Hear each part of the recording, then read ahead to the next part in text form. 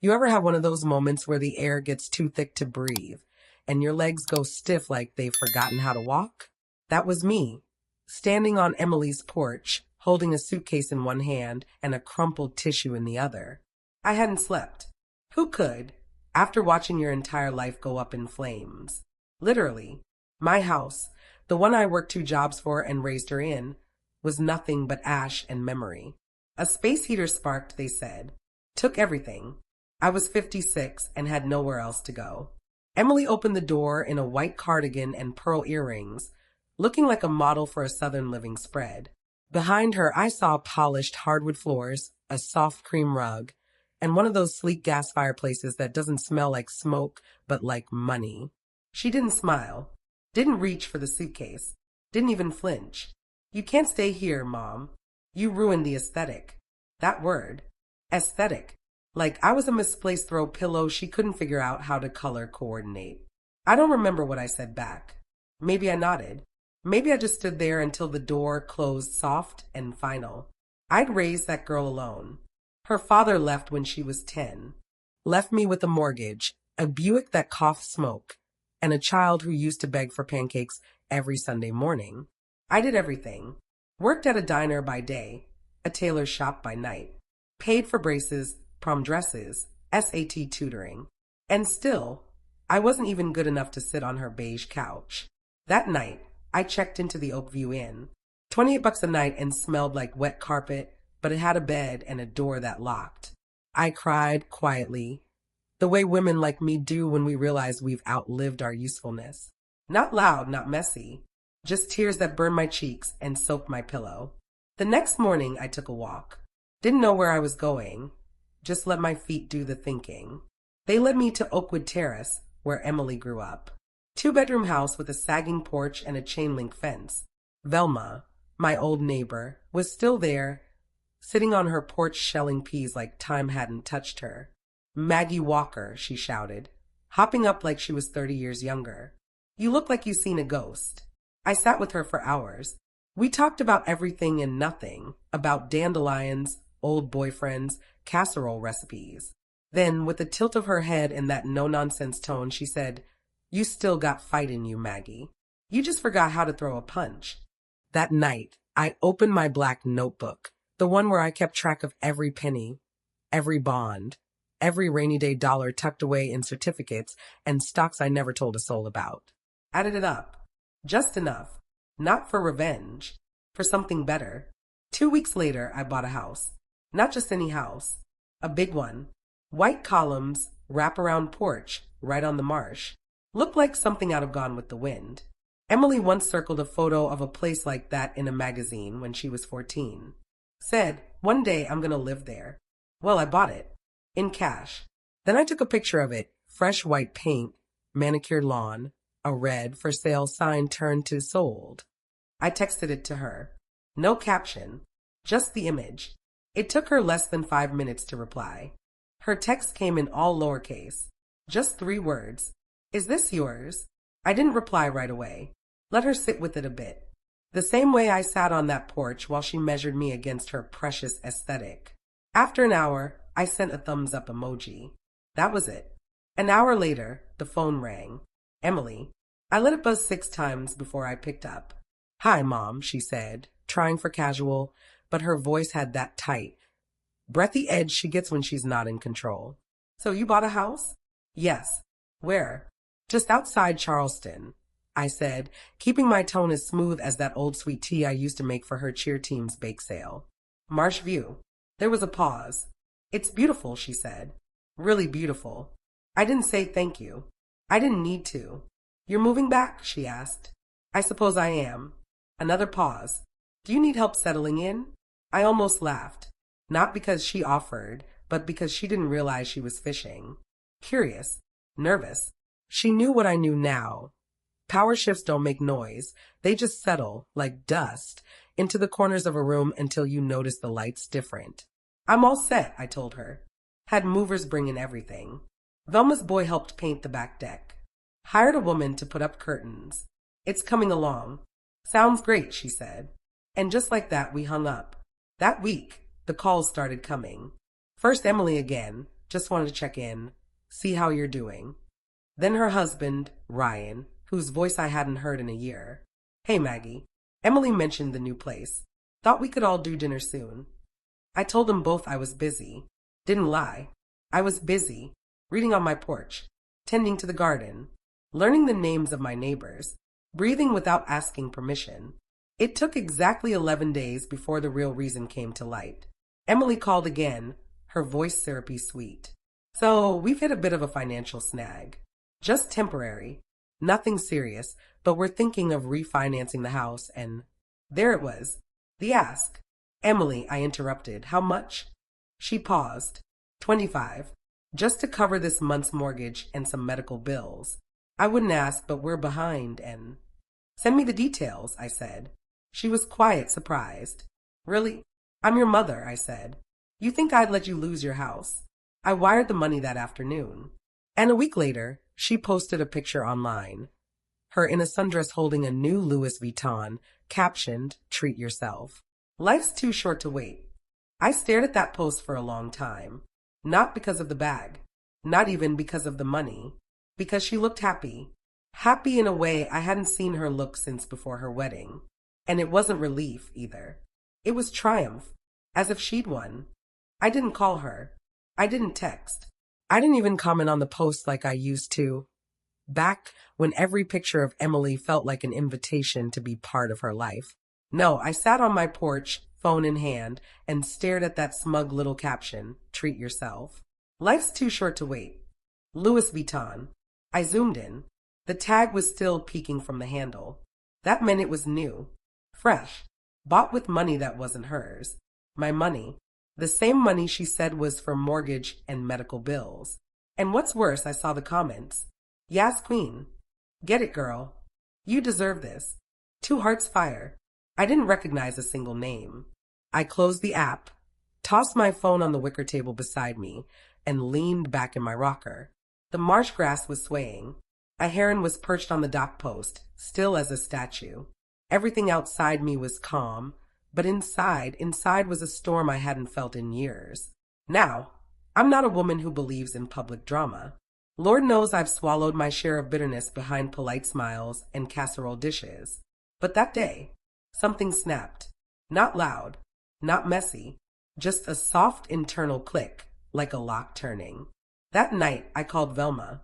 She answered on the second ring. Maggie, I need a favor, I said. You still know that woman at the Post and Banner? Velma chuckled. You starting a war? No, I said. I'm just writing a letter. It ran in the Sunday edition under the op-eds. To the daughter who forgot what sacrifice looks like. I didn't name names. I didn't have to. The story was simple. A woman gave her daughter $25,000 to save her home. A week later, she bought a designer handbag and posted it online. The piece was about betrayal, about invisibility, about mothers who are treated like ATMs with gray hair. It ended with one line. I didn't give you that money so you could wear your ego on your arm. The article spread like fire in a dry field. Neighbors clipped it. The church ladies passed it around like a prayer chain. And Emily? She called me. Twice. I didn't answer. On the third call, I picked up. How could you, she hissed, not even saying hello. I took a breath. You mean the article? You humiliated me. Everyone knows it's about me. Good, I said. There was silence on the other end. You don't understand, she tried again. I needed a win. I needed something to make me feel whole. I finished for her. Because you looked pretty whole when you turned me away on your porch. That was different. It always is, I said. More silence. Then a sharp inhale. I didn't mean to hurt you, she whispered. I know, I replied. But you did. And then I hung up. I sat there for a long time after. Not angry. Not even sad. Just tired. Tired in the way only women like me get. The kind of tired that comes from years of holding everyone else up while your own knees buckle. The calls stopped after that. No more check-ins. No texted emojis or weak apologies disguised as questions. Silence. And for a while, I thought that would hurt. But it didn't. Not like I expected. It was almost clean. Like setting down a bag you didn't realize had been cutting into your shoulder for years. The house, my house, started to come alive around me. I painted the front door coral. Velma thought it was bold, like a lipstick color you wear when you're about to stir up trouble. I planted zinnias in the front beds and hung wind chimes on the porch. The marsh air made everything feel lighter. Then came the knock. It was late afternoon, the sun soft and low. I was shelling peas, of all things, like Velma used to. I opened the door and there she was, Emily, hair pulled back too tight, eyes rimmed in makeup she didn't usually wear. In her hands, a Tupperware container. Chicken salad, she said, voice tight. Figured you might want something homemade. I stepped aside, not because I forgave her, because I was curious. She sat on the edge of the couch like it might bite her. I watched her scan the room, eyes catching on the family photos I'd arranged just that week. Her high school graduation, a baby picture, none recent. It's nice, she said, nodding toward the bookshelf. Really put together. I like it, I said. It's mine. She cleared her throat, set the container on the table. I read the article again, she said. This time slower. I waited. I was embarrassed, she continued, but also jealous. I think I always assumed you'd just be there. Quiet. Available. Like background music. That's how you treated me, I said. I know, she whispered. And I'm sorry. There it was. The apology. Late, cracked, but real. I didn't rush to fill the silence. I let her sit in it. Then she asked the question that told me everything I needed to know. Did you mean what you wrote? That I only see you as an ATM. I looked at her, really looked. She wasn't the girl I raised anymore. She was a woman, bruised by her own choices, trying to make sense of the mess she'd made. No, I said. I think you used to see me as your compass. Then, somewhere along the way, you started thinking you didn't need one. Emily's eyes welled up. She blinked fast, like crying would crack the facade she was holding together with duct tape and pride. I miss you, she said. I miss the girl who wanted to build forts in the living room, I replied. But I'm still getting to know this woman in front of me. That night, after she left, I didn't cry. I stood on my porch with a cup of tea and watched the fireflies spark over the marsh. I didn't know if things would ever go back to the way they were. Truth be told, I wasn't sure I wanted them to. But I knew one thing for certain. I had finally come home to myself. A few days passed without a word from Emily, and that was fine. I wasn't waiting by the phone like I used to. I filled my days with small joys, early walks, dusty cookbooks, rewatching old Matlock episodes with Velma while she tried to convince me to get a dog. I said no, twice, but then a little mutt started showing up on my porch and, well, that's another story. Then came the letter.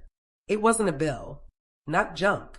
The envelope was thick, heavy, Emily's handwriting. I opened it slowly, half expecting a rehash of old wounds. Instead, it was a will draft. Not mine. Hers. She'd listed me as guardian to her kids, if anything ever happened to her. She hadn't told me, hadn't asked, just assumed. And now, after everything, here it was, proof that in her heart, somewhere under the hurt and ego, she still saw me as the anchor. Attached was a note, just one paragraph, scribbled in rushed cursive. You were right. I've been trying to live a life that looks good in photos, not one that feels good in real time. If anything ever happens to me, I want them to know what real love looks like. I want them to know you. I sat at the kitchen table for a long time, letter in hand, coffee going cold. I thought of all the nights I rocked her through fevers, all the dances I watched from the back row, crying behind the camcorder, all the dinners she ate without once saying thank you. And I smiled, because this wasn't validation. It was acknowledgement. A few weeks later, we met for lunch at a quiet cafe downtown. No fancy bags, no makeup mask, just my daughter, eyes tired but soft. She didn't talk about money, or houses, or handbags. She asked about my zinnias. We talked like old friends, like maybe the fog had lifted and we could finally see each other clearly. She even laughed, really laughed, when I told her Velma had accidentally set up a dating profile for me and now I had for coffee dates and zero interest. When the check came, she reached for it. No, I said, touching her hand. Let me. Mom, I insist. I said, my voice gentle but firm. Besides, I have a new rule. I only buy meals for people who see me. Emily didn't argue. She just nodded, eyes glassy with something that looked a lot like respect. It was Velma's idea to clean out the old storage unit. She said, Maggie, you've got all that stuff sitting there collecting dust when it could be doing some good. And she wasn't wrong. I had boxes and boxes from the house that burned, some barely touched by the fire, others singed around the edges, but still holding pieces of my life. We pulled up in her old Ford, the one with the rusted passenger door and gospel radio always playing just a little too loud. I had a thermos of sweet tea and a clipboard. We meant business. The storage unit smelled like cardboard and old perfume. I found Emily's baby shoes, a dried corsage from her prom, photos I thought were gone forever, me holding her after her first recital, her laughing with braces, sunburnt on Myrtle Beach. Velma held up a yellowed letter. What's this? I took it. My hands knew that paper before my eyes did. It was from my mother, words I hadn't read in decades. Dear Margaret, one day she'll forget how many nights you stayed up. One day she'll think she raised herself. But you'll know, and that will be enough. I had to sit down. It was enough. It had to be. That night, I went home and started planning. Not a garage sale, not a yard clean out, an auction. One night only. For charity, for memory, for me. I called it The Pieces We Keep. The local paper ran a story. Velma made sure of that. Folks came from all over, neighbors, church ladies, even a few of Emily's old friends. I wore a coral dress and my mother's locket. I stood under the string lights in my backyard and told stories behind every item on the auction table. I laughed. I cried. I let go. The highlight was the photo of Emily and me from her college graduation. It had been cracked in the fire, but framed anew. I'd like to bid on that, a voice called out. Emily, standing near the back, hands in her pockets, eyes soft. You don't have to, I said. I want to, she replied. But I'd also like to take you to dinner after.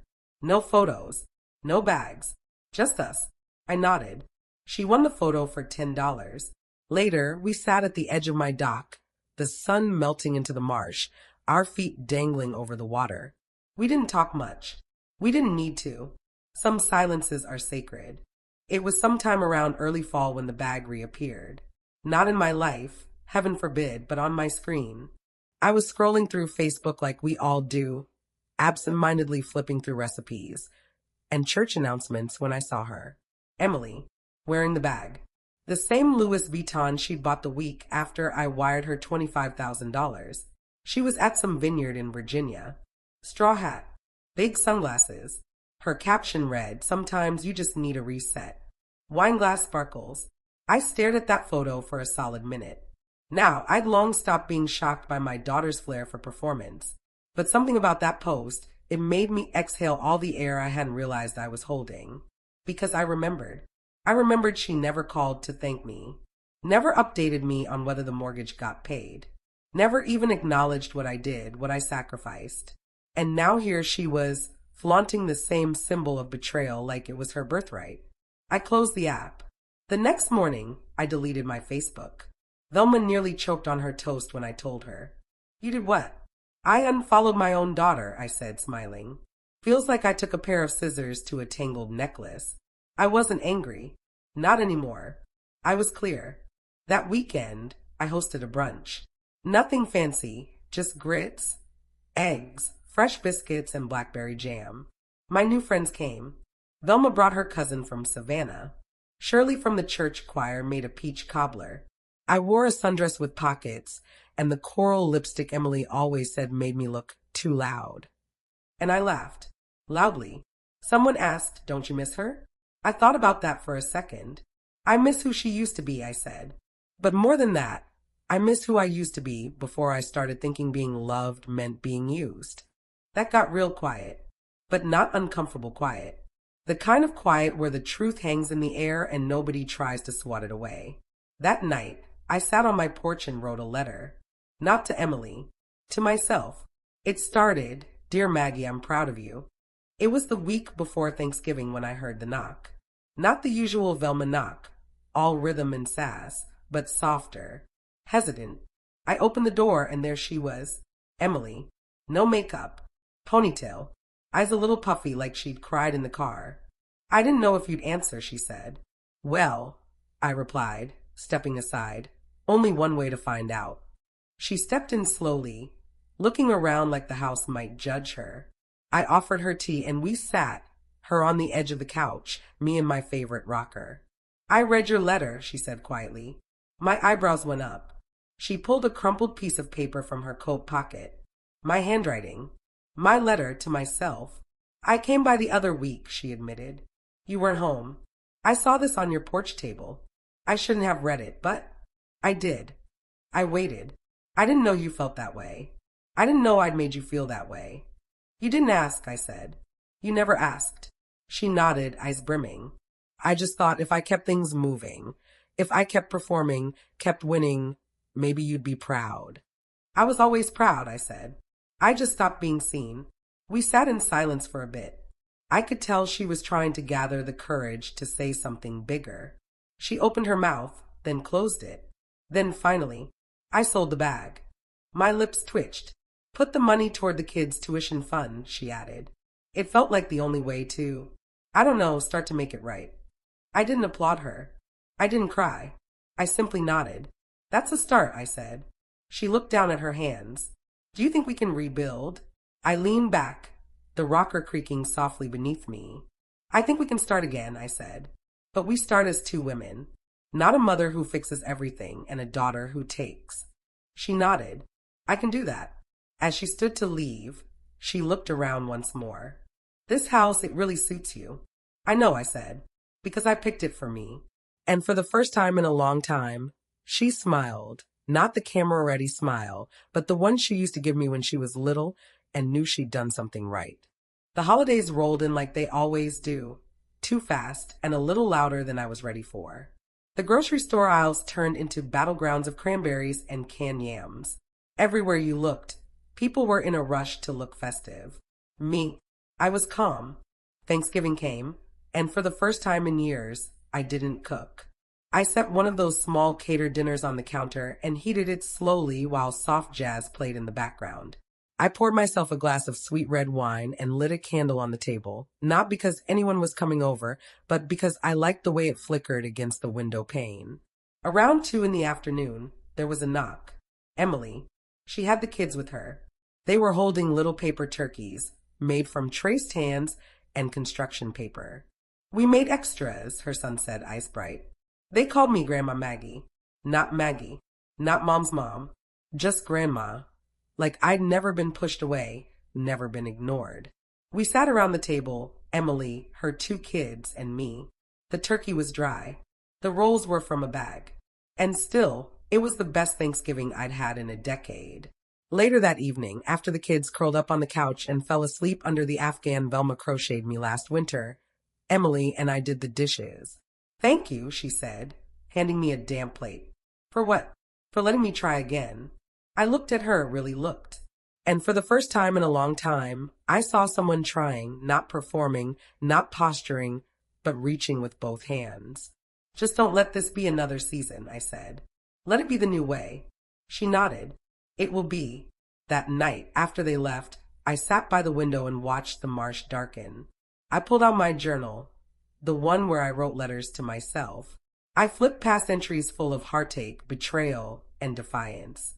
I found a fresh page and wrote, Today, love came back in socks and paper turkeys. I closed the journal and let the peace settle around me. Because the thing about being forgotten is, it doesn't mean you're gone. It just means you get to decide who remembers you next. And I was starting with myself. Spring arrived earlier than usual. The marsh turned green almost overnight, and my zinnias began popping through the soil like tiny confetti.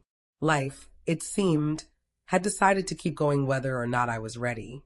One Saturday morning, Emily showed up with coffee and a box of photo frames. Found these in storage, she said. Thought we could go through them together.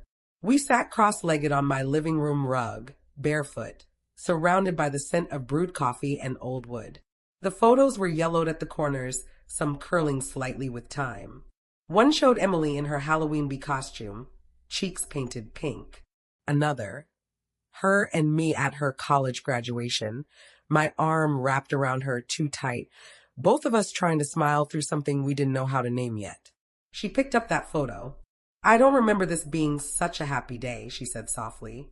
It wasn't, I replied, but it was a proud one. We kept sorting, laughing at the hairstyles, arguing gently over who owned what jacket in the 90s. Somewhere in the middle of it all, she reached out and squeezed my hand.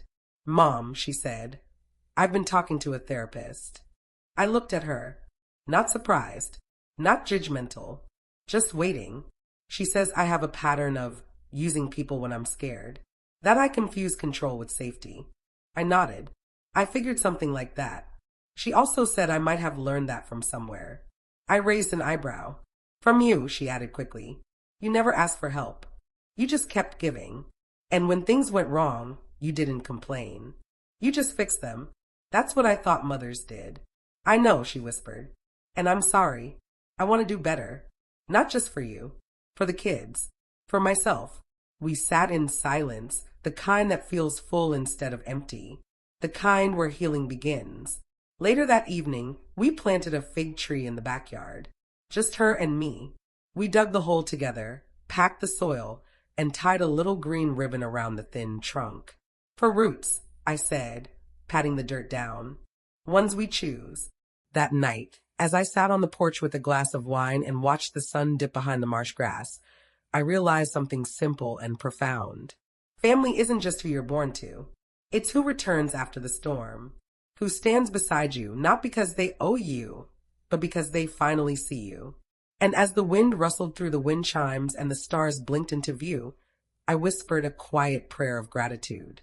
Not for what I'd lost, but for who I'd become.